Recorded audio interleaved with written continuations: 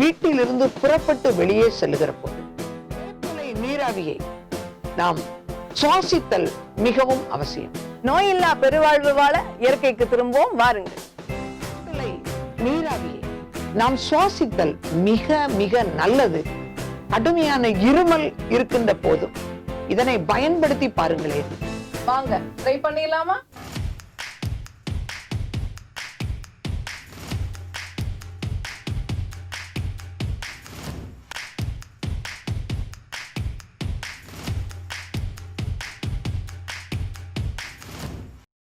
Hi friends, welcome back to our channel. This is Amir Das Natural Food. இன்னைக்கு தான் நம்ம சேனல்ல first time பாக்குறீங்கன்னா மறக்காம சப்ஸ்கிரைப் பண்ணிருங்க. இன்னைக்கு நம்ம ரொம்ப முக்கியமான ஒரு நபரை தான் பார்க்க போறோம். அவங்க வந்து ஒரு இயற்கை ஆர்வலர், இயற்கை மருத்துவர், ஓய்வு பெற்ற தமிழ் பேராசிரியர். யாருன்னு நினைக்கிறீங்க? வேற யாரும் இல்ல, என்னோட அம்மா தான். அவங்க இன்னைக்கு நம்மளோட வந்திருக்கிறாங்க. இந்த கொரோனா காலகட்டத்துல ரொம்ப முக்கியமான ஒரு இன்ஃபர்மேஷன் தான் நம்ம இன்னைக்கு தெரிஞ்சுக்க போறோம். இந்த வீடியோல நம்ம அவங்கள மீட் பண்ண போறோம். வைரஸ் கிருமிகளை அழித்து மனித உயிர்களை பாதுகாக்கும் ஒரு முக்கியமான இயற்கை மருத்துவ முறையை பற்றி இன்னைக்கு நம்ம அறிந்து கொள்ள போறோம்.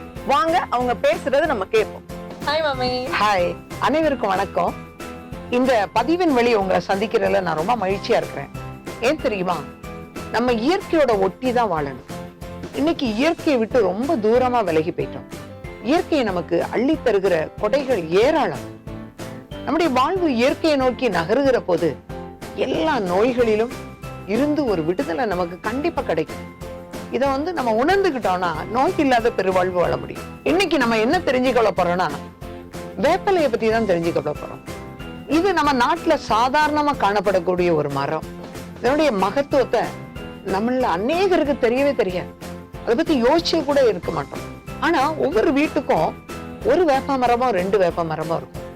இன்றைக்கு இருக்கிற காலகட்டத்துல வைரஸ் நோய் கிருமிகளை அழிக்கிற பேராற்றல் இந்த வேப்பலைக்கு உண்டு. இதை நீங்க பயன்படுத்தி இருக்கிறீங்களா? இன்றைக்கும் இந்த வேப்பலை வழியாக நிறைய நோய்களை நம்ம குணப்படுத்தி விட முடியும். இது ஒரு சிறந்த கிருமி நாசினி. இதுக்கு ஈடு இணை வேற எதுவுமே கிடையாது. இல்ல அவ்வளவு இயற்கை குணம் இருக்குதா? ஆமா, ரொம்ப அதிகமா இருக்கு. வேம்பு சாதாரணமானதல்ல. கருவேம்பு, நிலவேம்பு, மலைவேம்பு, சர்க்கரை வேம்பு என இது அழைக்கப்படுது. இன்றைக்கு இருக்கிற வேம்பின் குணாதிசயத்தை நம்ம தெரிஞ்சுக்கிட்டா எத்தனையோ நோயிலிருந்து பெருவாழ்வு வாழலாம். குழந்தைங்கள்ல இருந்து பெரியவங்க வர வேப்பலைய சாப்பிடுறது மரபாவே இருந்திருக்கு. குறிப்பா சர்க்கரை நோயாளிகள் வேப்பந்தளிர சாப்பிடுவாங்க. அது சர்க்கரை நோயினுடைய வேகத்தையே குறைச்சிடும். நாள்தோறும் வெறும் வயிற்றுல வேப்பலைய தளிர கசக்கி சாப்பிடுகிறவங்க உண்டு. இதனால சர்க்கரை நோய் கட்டுப்படும். இது மட்டுமா, வேற என்னெல்லாம் அதுல ரொம்ப விசேஷமா இருக்குமா?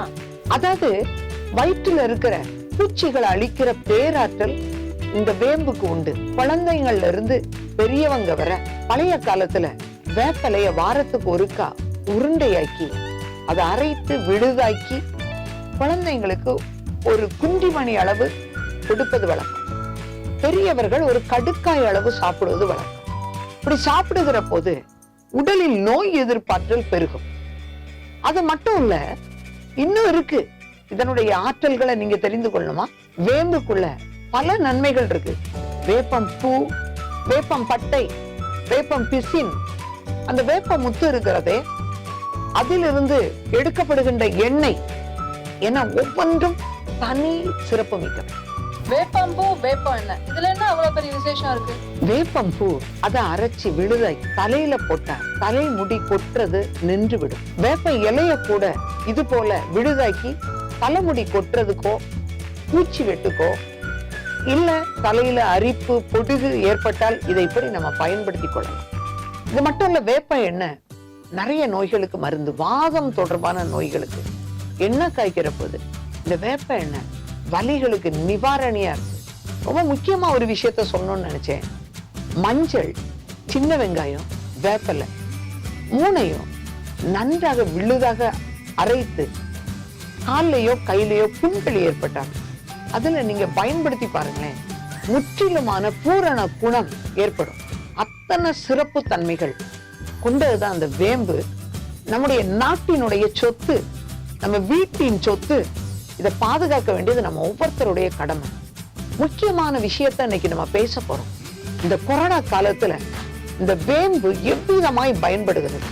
வெளியே போனா கிருமி தாக்குதுங்கிறாங்க, தெருவுல இறங்குனா கிருமி தாக்குது, ஆடையில கிருமி, மூக்குல கிருமி, தொண்டையில கிருமி என நுரையீரல் அளவுக்கு இந்த கிருமியினுடைய தொல்லை ரொம்ப கஷ்டப்படுத்துது.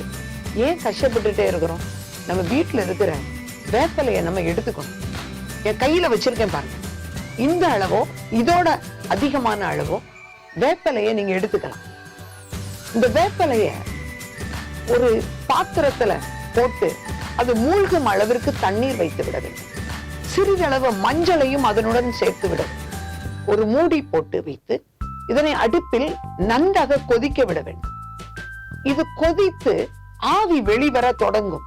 அந்த நேரத்துல நம்ம என்ன செய்யணும்னா அதை இறக்கி கீழாக வைத்து விட வேண்டும். எப்போது நம்ம ஆவி பிடிப்பது வழக்கம். ஆனா இப்ப நம்ம செய்ய போறது அது இல்ல. இந்த வேப்பலை கொதித்த நீருக்குள் 5 துளிகள் யூக்கலிப்டஸ் ஆயில் ஊற்றிவிட வேண்டும். ஊற்றிவிட்டு அதை சுவாசிக்கிற போது நோய் கிருமி உங்க மூக்கு வழியாக, தொண்டை வழியாக, நுரையீரல் வரை சென்றிருக்குமானால் பூரண சுகம் கிடைக்கும். இது அனுபவத்துல கற்றறிந்த உண்மை.